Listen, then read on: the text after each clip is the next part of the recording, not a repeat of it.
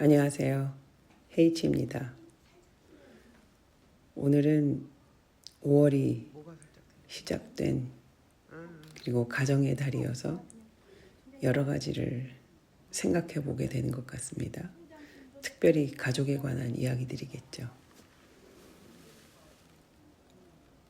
제가 여형제가 없다 보니까 제 딸에겐 당연히 이모가 없겠죠. 고모도 없습니다. 그래서 그런 호칭을 저희 딸은 단 한 번도 자연스럽게 써본 적이 없습니다. 그런데 살아가다 보니까 이모처럼 마음을 써주는 사람들이 하나 둘 곁에 생겼죠. 저의 친구였던 사람, 밥을 함께 먹던 이웃, 함께 웃고 울었던 선배님들, 즐겁게 같이 여행을 다녔던 지인들.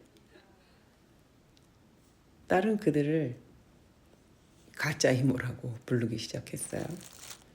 그 이름은 피보다 따뜻하고 형식보다 진심에 가까운 호칭이라고 생각합니다. 이렇게 우리 모녀 곁에는 진짜보다 더 진짜 같은 인연들이 생겨났습니다. 저희 어머니는 자매만 셋이었는데 가운데 이모는 월남을 못하셨고 큰언니와 저희 막내였던 어머니만 이제 월남을 하게 되었는데 결국 그 이야기는 저한테는 이모가 있었던 거죠. 이모도 99살에 돌아가셨는데요. 어릴 적엔 그 이모가 참 많이 무서웠습니다. 엄마는 아들 셋을 연달아 낳았고 또 이모는 그때 미혼이어서 미국 유학을 떠나게 되어 있었습니다. 이모는 떠나기 전 엄마한테 이렇게 말씀을 하셨다고 그래요. 더 이상 애 낳지 마라. 앞으로 올 세대는 애 많은 거 좋은 거 아니다. 짐승이나 새끼 많이 낳는 거지 사람은 아니야. 라고 단호하게 말씀을 하셨대요. 그리고 세월이 흘러서 이모가 귀국했을 때 엄마 옆에 제가 덜컥 우리 이모의 표현으로는 콩코뜨리만한 여자아이가 앉아 있었다는 거죠. 그게 바로 저죠. 이모는 여동생이 또 아이를 낳고 더 고생하고 있다는 생각에 답답하고 화가 많이 나셨던 것 같아요. 왜냐하면 우리 이모는 그 당시 미국 유학까지 다녀온 엘리트 여성이었으니까요. 그런 이모의 마음이 그대로 저한테 전해졌겠죠. 어린 시절에 저는 이모가 조금 아닙니다. 많이 무서웠습니다.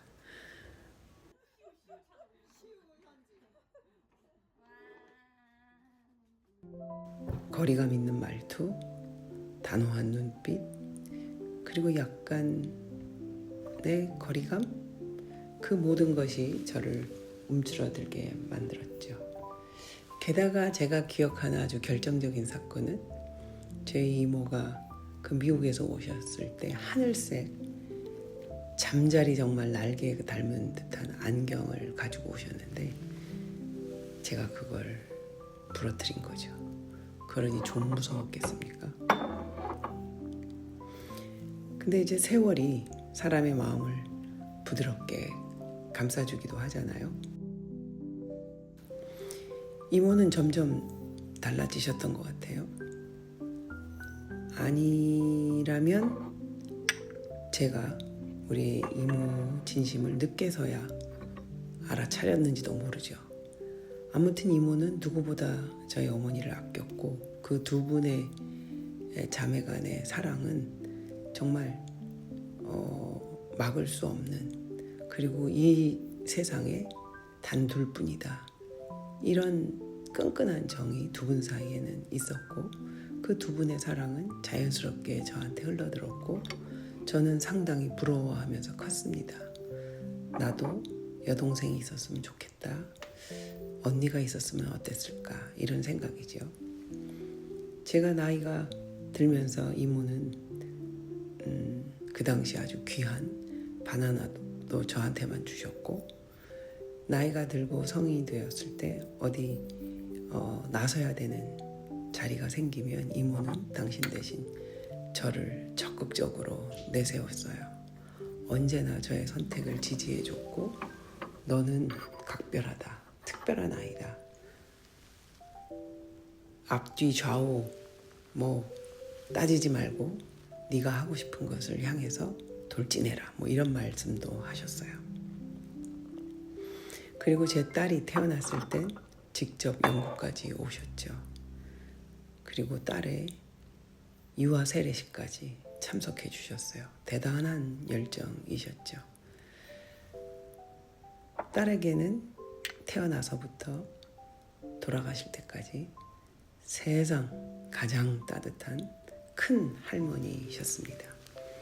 그 모습을 보면서 저는 이모라는 자리가 피 중에서도 가장 진한 피, 가장 깊은 인연으로 이어질 수 있다는 것을 비로소 배웠습니다. 그런데 정작 제 딸에게는 이모가 없죠. 고모도 없습니다. 여자라고는 달랑 엄마인 저 하나 있을 뿐입니다. 딸이 자라면서 처음 이모라고 부른 사람은 제 친구였어요. 그 다음은 함께 밥 먹던 지인들, 언니, 동생들, 그리고 여행을 함께한 선배 지인들이겠죠. 딸은 그들을 쌤이라고 부르지만 자연스럽게 그들을 이모라고 생각하고 크고 있습니다. 누가 가르쳐 주지도 않았는데 딸은 마음이 닿는 곳에 이모라는 호칭을 붙여가고 있죠. 이모라는 호칭은 그 자체로 인연을 허락하는 말 아니겠어요? 너와 나는 피로 하나가 됐다, 가족이다, 뭐 이런 느낌이죠. 이렇게 해서 딸 곁에도 가짜 이모들이 생겨났습니다. 하지만 그 마음만큼은 진짜보다 더 진짜죠. 언제부턴가 딸의 생일이 되면 저는 정신이 없어서 그냥 지나칠 때도 많은데, 그러나 제가 잊지 않는 건 생일 파티를 하겠다는 선언은 꼭 하죠. 올해 같으면 내년에 언제 하겠다, 뭐 이런 거죠. 그러면 그날이 되었을 때 저는 미역국조차 끓일 힘도 없고 여유도 없고 사실은 해줄 생각도 못했죠. 그런데 그 파티 장소에 먼저 도착한 사람들은 데코를 꾸미고 케이크를 꺼내고 꽃을 들고 바리바리 선물을 싸들고 오는 거죠. 그뿐인가요?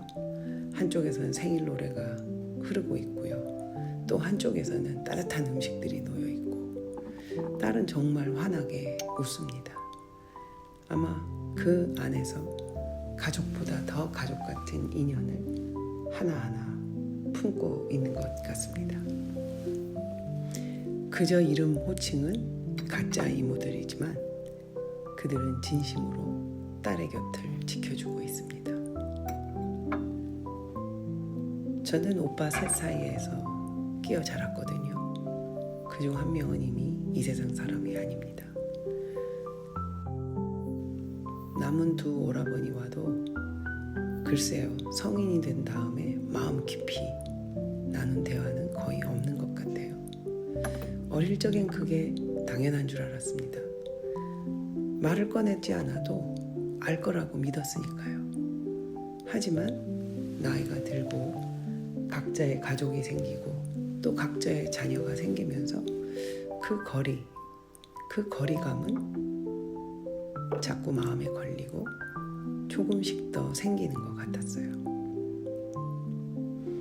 서로가 바빠서 혹은 말할 여유가 없어서 그저 그렇게 흘러가 버리는 인연이자 관계겠죠. 가족이라는 이름 아래 있지만 우리는 서로를 잘 모르는 것 같아요. 어쩌면 서로에 대해 알 생각조차 하지 않은 채 살아온 건지도 모르겠습니다. 핑계야 항상 그렇죠. 저희 큰 오라버니하고 저하고는 거의 10살이 차이가 나니까요. 제가 초등학교일 때 큰오빠는 대학생이었단 말이죠. 글쎄 대화가 될까요? 제가 고등학교 2학년 때 우리 큰오라버니가 결혼을 해서 미국 유학을 갔는데 그러고 나서 다시 만났을 때는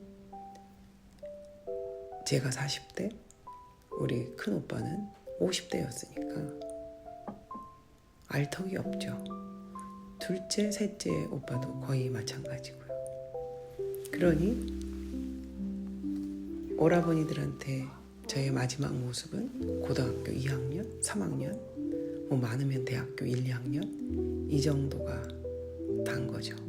저도 40이 되어서 다시 만난 오빠들은 다 50대였으니까요. 물론 저희 둘째 오라버님은 50이 되기 전에 이 세상을 떠났으니까 더 그렇겠죠.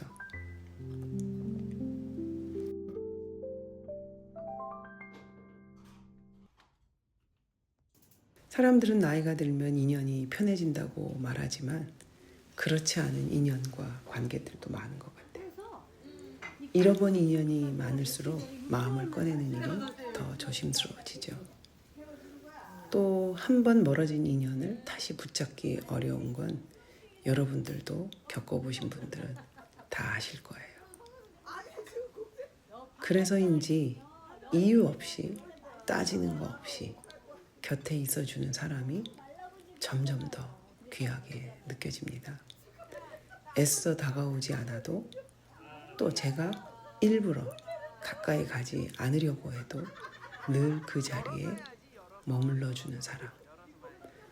그런 인연이 이제는 참 고맙고 감사합니다. 이제 저도 나이가 들다 보니 인연이란 것을 자꾸 뒤돌아보게 되고 무엇인가를 생각하게 되는 것 같아요. 어떤 인연은 정리하고 싶은 마음이 들고요. 또 어떤 인연은 붙잡아야 되겠다 라는 마음이 들어서 하루에도 몇 번씩 엇갈리죠. 어떤 인연은 더 깊이 품고 싶고 어떤 인연은 그냥 조용히 물을 흘러가듯이 흘려보내고 싶은 기분. 여러분도 아실 것 같아요. 인연이란 게, 관계란 것이 억지로 안아준다고 진짜가 되지는 않지 않습니까?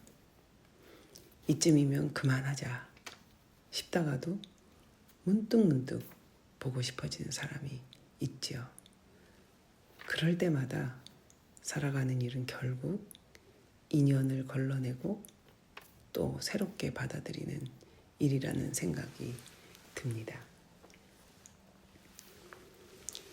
이제 뭐 많은 세월이 흘려서 나이 60이 넘고 보니까 저도 우리 오라버니들의 자녀들, 즉 조카들의 고모가 됐죠. 그리고 그 조카들은 아이를 또 낳은 조카들도 있으니까 고모 할머니가 돼버린 거죠. 그러나 저를 이모라고 부르는 사람은 없습니다.